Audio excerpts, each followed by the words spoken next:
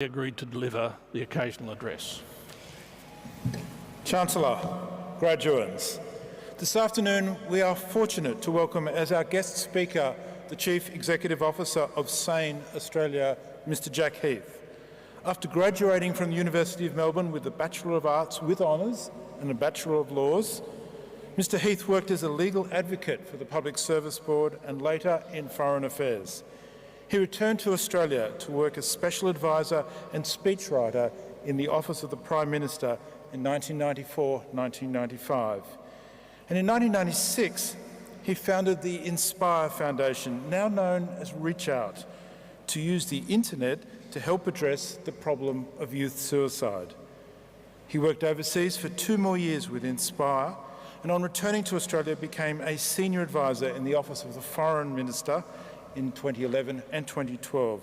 Since that time, he has led SANE Australia, a national charity launched in the 1980s with former Chancellor Sir Edward Woodward as its founding chair. SANE is today a leading charity which helps those Australians affected by mental illness to lead better lives.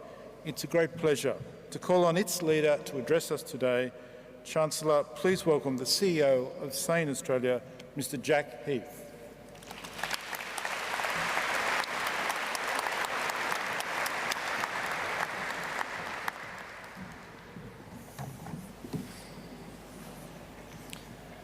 I'd like to start by acknowledging the traditional owners of the land, the Wurundjeri people of the Kulin Nation, and pay my respects to their elders past and present. Chancellor, Vice-Chancellor, distinguished guests, teachers and graduates. 32 years ago, I graduated from this fine university with degrees in law and arts. It actually took me 7 years to get there, and I dealt with some mental health challenges along the way.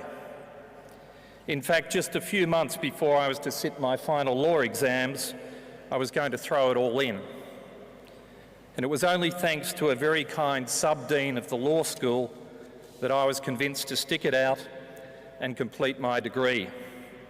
Thank you, Sally Walker.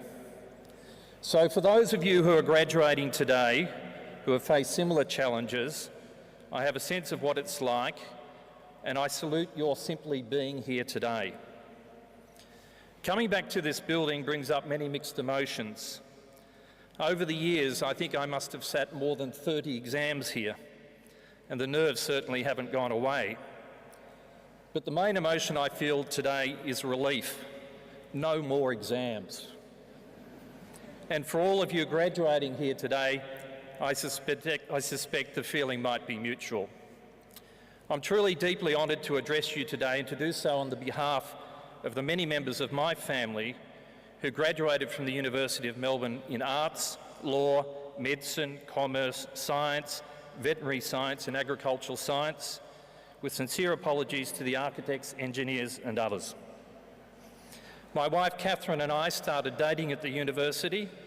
34 years later, she is still beautiful and still fiercely intelligent. And while our daughter is set to graduate from 2 Sydney universities to follow in the steps of her great-grandmother, our son Jamie will head this way after his gap year next year. So today, as we celebrate your graduation, I ask you to consider 4 invitations. My first invitation is to be good. It was always the last thing my father would say to me whenever we parted company, be it heading off to boarding school or back to uni. Be good. My father graduated in Ag Science in 1958, 2 years before I was born. He was a cricket tragic. Dad prided himself on ensuring his children had the best education possible, even if that meant the only holiday we had each year was when we'd drive down from Mooroopna for the Boxing Day test. In fact, the last time I saw Dad alive was just over 15 years ago, and not far from here. We'd spent the day at the MCG watching the cricket. We left the members' pavilion. I veered left towards the city, and Dad veered right to his car. Be good, he said. There are some events in public life where you can remember exactly where you are when it happened, like the time Princess Diana died. More recently, I was one of the many Australians outraged at the Australian cricket team's ball tampering in South Africa. I was dismayed when I read it on my iPhone as I was getting out of bed.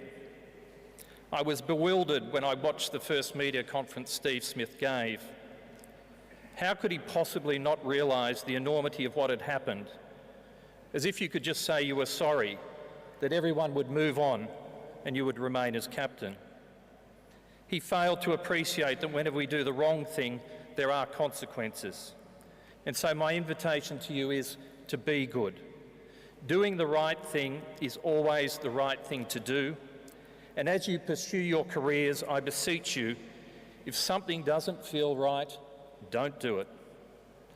At the same time, I was very moved at Steve Smith's second media conference when he showed deep and genuine remorse. I suspect Dad might have forgiven him as well. My second invitation to you is to be grateful. My family made huge sacrifices to send me to boarding school, and I'm sure many of you are graduating today thanks to the generosity of your families from both here in Australia and overseas. Our family tradition of giving your children the best education, whatever the financial cost, stretched back to my paternal grandmother, Nellie Frances Carrick, whom we knew as Gran. In April 1920, 98 years ago this month, Gran graduated from the University of Melbourne with a Bachelor of Arts degree. She went teaching in Horsham before returning to the university to complete a Masters of Arts, which was confirmed in April 1922, 96 years ago. She was one of only 2 women to complete her MA that year. She had a consistency, a depth, a stoicism and a grace that reminded me of the Renaissance sculptures that she studied. At Christmas time, the only present she ever gave her grandchildren were books, and we loved that. But it was only after she died that I came to understand how much Gran gave and how much she endured. When Gran was in her 30s, my grandfather died unexpectedly, leaving her with 7 children, the oldest 16, the youngest 9 months in nappies. Gran moved her family from Casterton to Melbourne, and she would later teach history at Camberwell Girls High. She would see 5 of her 7 children graduate from this university, with the 6th becoming a priest who graduated from Mayhew University in Ireland, and the 7th who became a wonderful nurse. And whenever we went to visit Gran in Camberwell, she would usually be outside, gently, wistfully, but thoroughly sweeping up the leaves as though she was raking up all our sins and making things right again. Whenever I think of Gran, I feel incredibly grateful and proud. My third invitation for you to consider is to be kind. My inspiration here is my mother, who never went to university, but rejoiced that I did. Mum is now in an aged care home in Pascoe Vale. Like my grandmother, Mum endured extraordinary hardship and tragedy that led her to spend some time in a psych hospital here in Melbourne. At home, she always sought to be the peacemaker, often to her detriment.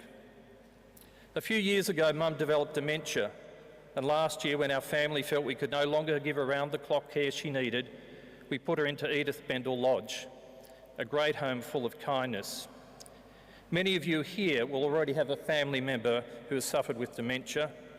Many of us here will end up with dementia ourselves.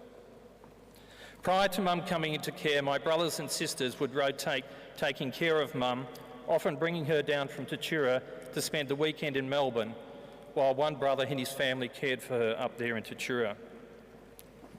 Dementia is so debilitating. I remember a weekend that I was looking after Mum and she could no longer manage going to the toilet. It was not an easy thing the first time I wiped my mother's bum. In fact, it took me quite a few times before it suddenly clicked into my self-obsessed brain that Mum had spent many, many months, if not years, wiping my bum, and this was the least I could do to repay her kindness. Be kind. My final invitation to you to consider is be still. Not something I'm very good at. Many of us graduate from this university with great energy and ambition. We sometimes rush to change the world because that's a far less daunting task than changing ourselves. It was the French philosopher Pascal who said all man's problems are caused by his inability to sit quietly in a room with himself. My ambition drove me to become a senior advisor to Prime Minister Keating at the ripe age of 34. I thought I had arrived, but I was struggling to stay well and keep it together. It was only a 10-day meditation retreat that led me to realise I needed to stop, I needed to slow down, a lesson I'm still learning today.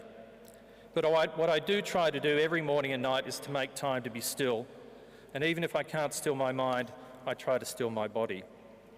Because what I've come to learn is that without a sense of stillness and calm, then it's virtually impossible to be truly kind or truly grateful. When we're rushing, we often lose perspective and it can result in our making suboptimal choices. So I'd strongly encourage you to find time to be still each day and make it part of your daily routine. So as you head out into this next chapter of your life, be it as a graduate or a postgrad, I truly hope that each and every one of you makes the most incredible opportunity that this is presented by this university and its teachers have given you. I wish you every success. And wouldn't it be wonderful if each one of us here could see the benefits that will flow and the gratitude that will be expressed by your children and grandchildren 96, 98 or 100 years from now. Be good, be grateful, be kind and be still. Thank you.